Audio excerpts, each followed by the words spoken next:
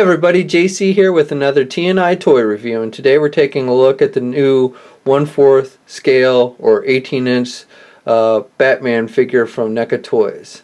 Now this particular Batman figure is based on the Michael Keaton Batman movies, and the figure comes in the standard large packaging that we've seen with previous 18-inch figures from NECA Toys. This one is decked out to kind of look like Batman's armor. It's got the bat symbol with Batman underneath it, and then you see his bat utility belt underneath that. And then above the bat signal is basically a window box showing the figure from midsection up. So you can get a good look at the face and such. But you don't get a complete look at the figure in the front of the box. Then on the side of the packaging has some images of the figure in various poses. Same on both sides. And then on the back is another image of the figure with the Batman logo underneath. So pretty standard packaging. It's kind of cool how they've made it to look like Batman's armor on the front though. I do like that. So let's get this open and take a look at the figure inside. Okay, so here's a look at the figure outside of the packaging. Now right off the bat I'll say that I think NECA did a pretty good job with the face sculpt on this one. I think they nailed Michael Keaton's look for Batman on this one pretty good. The lips and the eyes and everything. So I really like the head sculpt on this one. And I like the way the mask is sculpted on it, which is nice. And then it's just got some nice sculpting detail. The bat symbol. Now the mask, this mask is it's not removable or anything, but it's got the soft plastic is kind of sculpted over the upper body of the figure.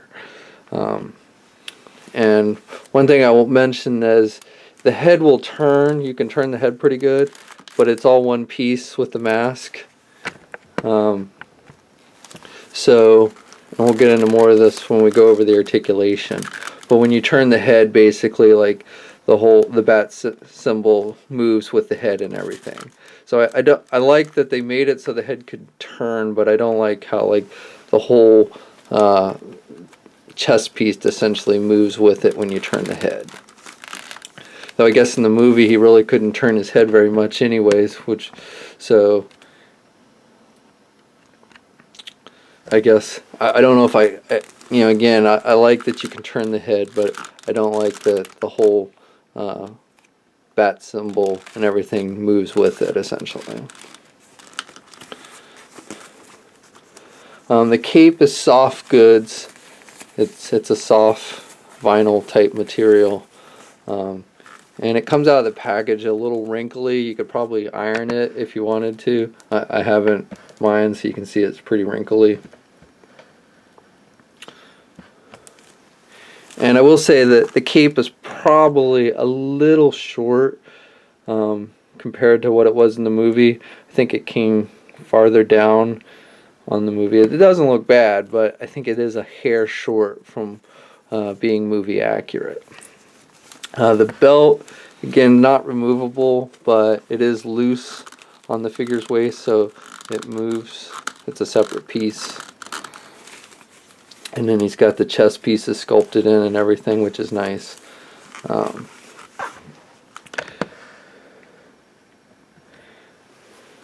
His boots are shinier plastic than the rest of the black on the costume, which is nice. Same with the gloves.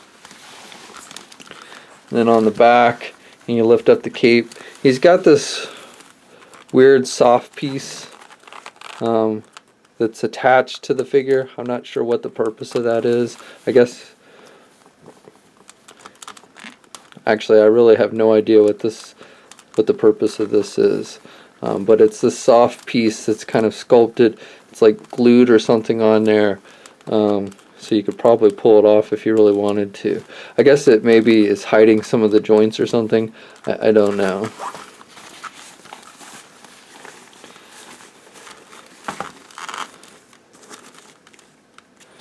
Now, Another thing I'll mention is the figure is pretty hard to get to stay standing. It tends to topple over, which has been kind of a reoccurring problem with these 18-inch figures. Again, we'll kind of go more into detail when we go over the articulation, but he doesn't have like ankle pivots or any kind, so he does have a tendency to fall over. But I do, again, overall I think the figure looks nice, and I really like the head sculpt. I think NECA did a good job of nailing the head sculpt on this one. And the eyes really look lifelike to me, so I think, again, they did a really good job there. Now, the figure comes with a fair number of accessories. Now, right off the bat, I'm going to tell you that there is no instructions for these accessories, and some of these things are not clear what you're supposed to do. It took me some time to figure out what all of these things are. So, just as a note to NECA, I think it would be nice, especially when you include a lot of accessories like this, that you include some kind of instruction manual just to go over how everything works. Because again, it's not all completely clear. I had to basically go online and look at pictures, from conventions and stuff, and just kind of piece together what everything was. In particular, things that are confusing is this piece. It really took me some time to figure out what this thing was, and I'll show you in just a minute what it is. These also took a few minutes for me to figure out. There's two of these. And these actually end up, you put them in his cape so you can kind of make a bat wing out of his cape like you see in the movie. The other accessories are little more clear. And he's got this oversized batarang that's like open. And then he's got two parts to his grapple gun. And it fits together like that. The grapple doesn't come out. This is basically, I think this is supposed to be the grapple, once it's open and deployed. It obviously is a little bit oversized. In fact, and again, I'll go over a little bit more detail, but this piece is, to me, is kind of a waste because the figure is really too big and too heavy to actually use this as like a true grapple. They did include this rope type elastic material for a rope, but my feeling is if you tried to actually get your figure to hang off of this rope with this grapple, that either the grapple would break or the elastic piece of plastic would end up snapping. So I don't know, I'm just not really sure that this, and it's too big looking. I mean, if it was usable, I could understand why they made it big, but the plastic pieces are too thin. I think I think again they would just end up breaking under the weight of the figure if you tried to actually get your figure to hang off this grapple. So anyway, and then he comes with his batarang, which is nice. I like the batarang. And it folds closed so you can make it compact, which is cool. And again, this is something where it's not terribly clear. Even on the packages on the box, it kind of indicates that you can attach this rope to the batarang, but there's not an actual place that I've been able to tell where you really are made to attach the rope to the batarang. Now, because this kind of opens up, you can kind of just fit the string in on either side. The rope on the one end has got this little black knob, which is for, I think, the grappling hook that I just showed you a second ago. And then the other end is just, there's nothing on the other end. So if you want to attach the rope to the batarang, you can kind of stick it in the middle and then fold it open so it pinches the rope piece. Again, you couldn't have your figure hang off the rope or anything, but if you just wanted to have it in his hand holding it with like the batarang with the rope, you can kind of put it in like that. And I'm guessing that's how it's done. The pictures aren't terribly clear, and again, there's no instructions.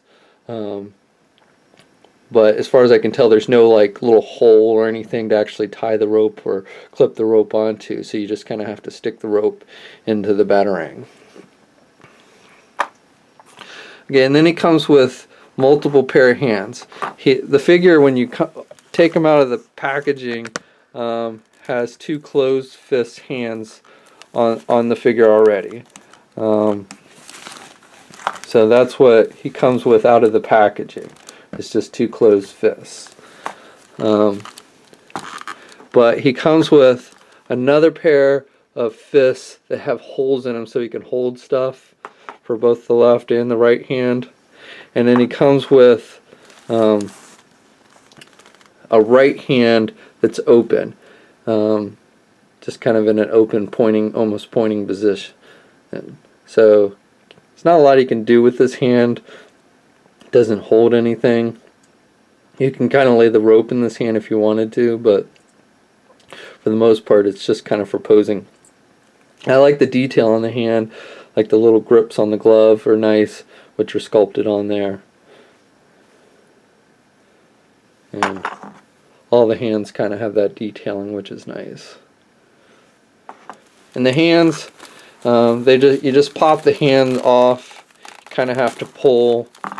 I won't say it's super easy to get the hands back on, but you know, you kind of just twist and they'll pop in, so it's not too difficult. And then, like I said, with the fist with the hole in it, then you can hold some of his accessories. If you want him to hold the batarang, then yeah, you can. And then you can string the rope, so he's holding the rope in his other hand if you want. And then same with his grapple gun.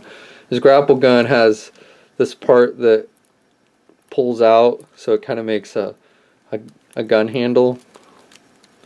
Now you have to be careful. I don't know if this is meant to pop off, but this little silver piece on the grapple gun will come off. You can pop it back on. You can see it's just two little holes with two little pegs, but it does have a tendency to pop off.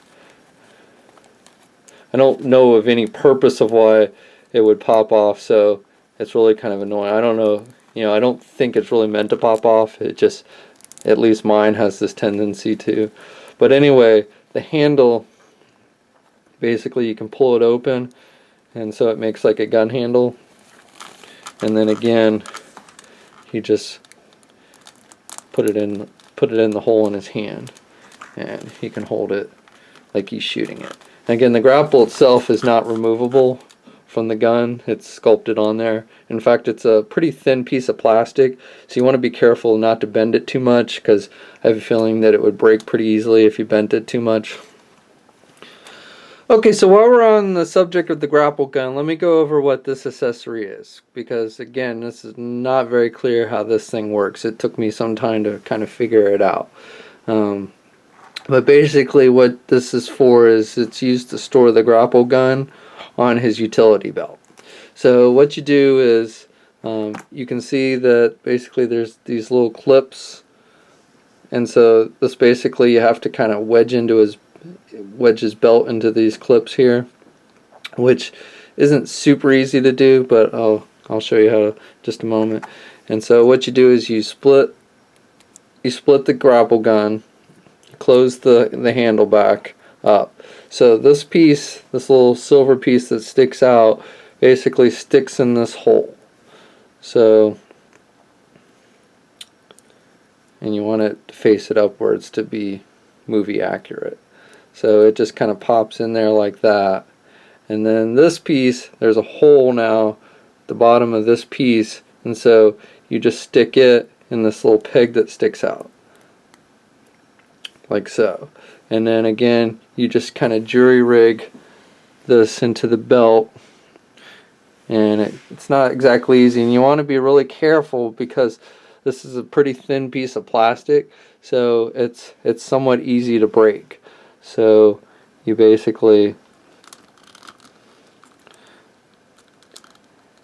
have to kind of pull the belt out as much as you can to get it to clip, and then kind of the plastic to clip underneath. And then you can also get this piece if you move it around just enough so that it's both are kind of clipped in there. And so that's what that's for. Again, it's not exactly clear and I had to look at pictures and everything to kind of figure that out, but that's what that little piece is for. Now, the batarang, there isn't a specific place for the batarang. However, again, it does fold up compactly, so if you want, you can kind of just slide it into his belt. Again, I don't know if it's really made to do that, but if you want to have his belt, hold his batarang on his belt, you can do that as well.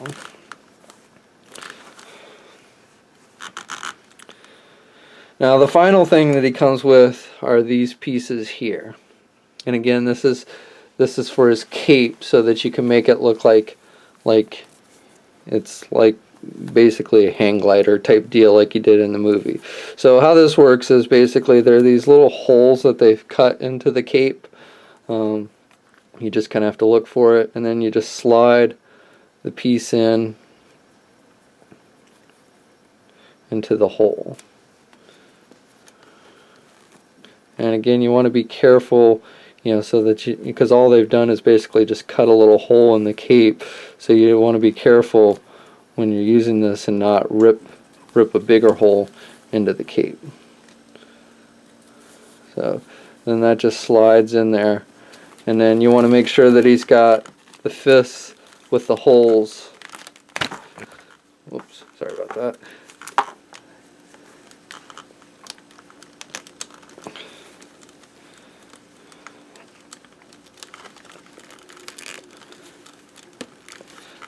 And then you just stick the handle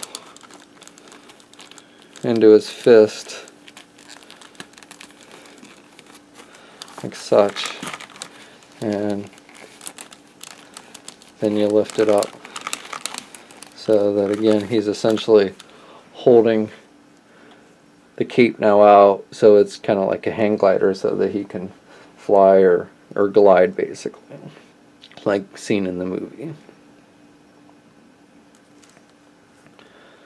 Okay, so let's go over articulation on this figure real quick. It's pretty standard with what we've seen with the other NECA 18-inch figures, but we'll just go over it all real quick for you. Again, the head, as I mentioned earlier, does turn left and right. But again, because the mask is all one piece and the bat symbol is attached to the mask piece, it's all going to turn at the same time.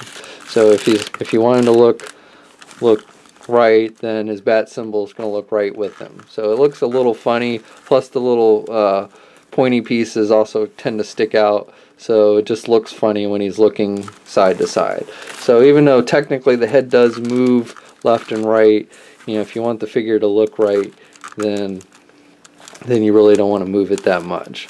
But he does have that movement in the head. Doesn't really have any up or down movement, but he didn't in the movie either, so that's fine. Shoulders are standard ball hinge joints, and they're a little tight when you first get the figure open, but he's got pretty good movement, and because the cape's soft goods, it doesn't hinder the movement of the arm at all.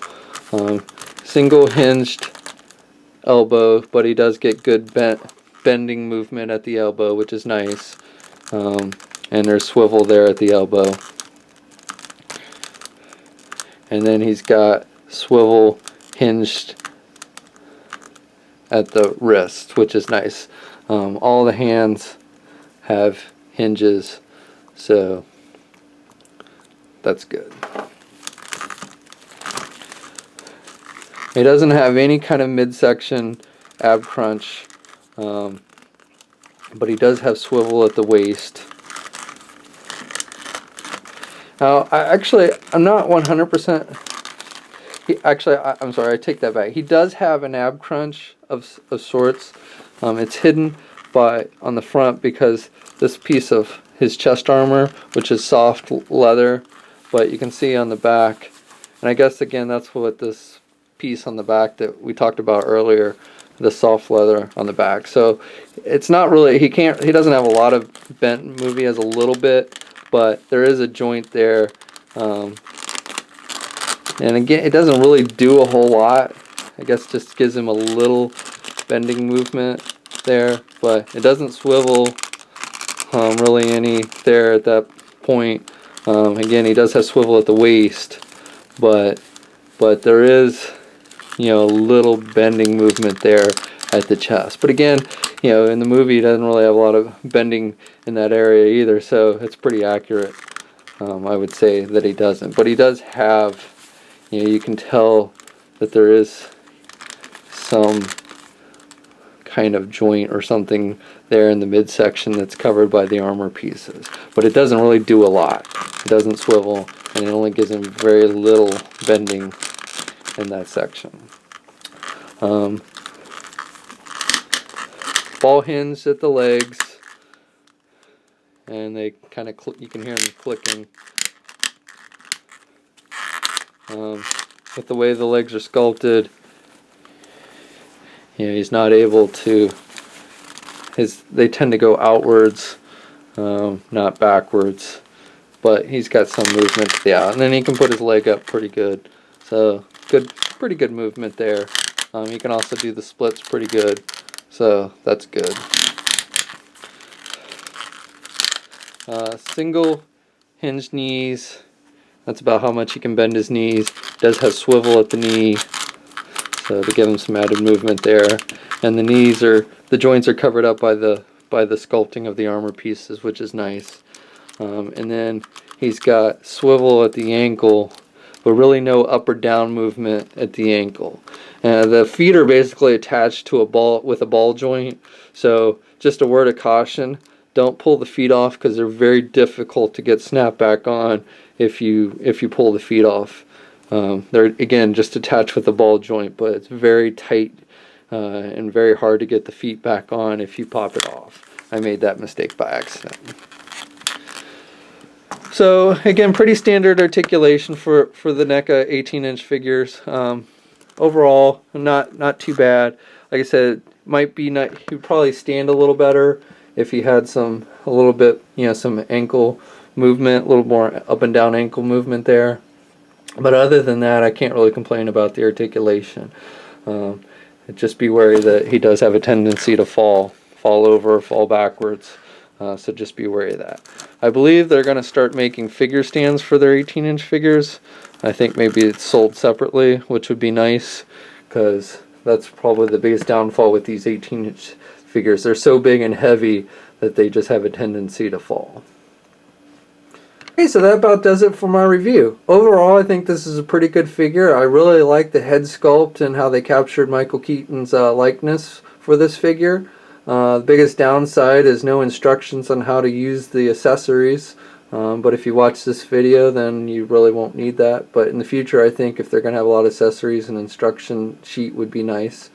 And other than that, I think it's a pretty good figure. It's hitting shelves now, so if you want to pick this one up, start checking your local retailers or e-tailers now. And until next time, I'll catch you later.